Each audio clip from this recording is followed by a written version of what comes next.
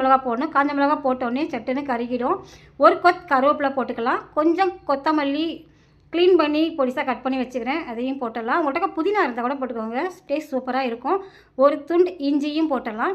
2 கைப்பிடி அளவு தூதுவளை கீரை 2 3 தண்ணி ஊற்றி க்ளீன் பண்ணி வச்சுருக்கிறேன், அதையும் போட்டுடலாம். இப்போது 1 நிமிஷம் நல்லா வதக்கி விட்டுக்கலாம். ஒரு சின்ன நெல்லிக்காய் சைஸ் புளி போடலாம். 10 மிளகு போட்டுக்கலாம். இதுக்கு தேவையான உப்பும் போட்டுடலாம். இப்போ எல்லாம் சேர்த்து 1 நிமிஷம் நல்லா வதக்கி விட்டுக்கலாம். இது நல்லா வதங்கிருச்சு. இது நல்லா ஆறட்டும். இஞ்சி பூண்டு மிளகு சீரகம்லாம் போட்டனால டேஸ்ட் சூப்பராக இருக்கும். இப்போது மிக்ஸி ஜாரில் மாற்றி நைஸாக அரைச்சிக்கலாம். இப்போ நைஸாக அரைச்சாச்சு. இது ஒரு கிண்ணத்துக்கு மாற்றிக்கலாம். இப்போ ஒரு தாளிப்பு கொடுத்துக்கலாம். ஒரு குட்டி ஃபேனில் 2 ஸ்பூன் எண்ணெய் ஊற்றிங்கன்னா எண்ணெய் சூடாகிடுச்சு. 1/2 ஸ்பூன் கடுகு உளுந்து போட்டுடலாம். கடுகு உளுந்து பொரிஞ்சிடுச்சு. ஒரு கொத் கருவேப்பிலையும் போட்டுடலாம்.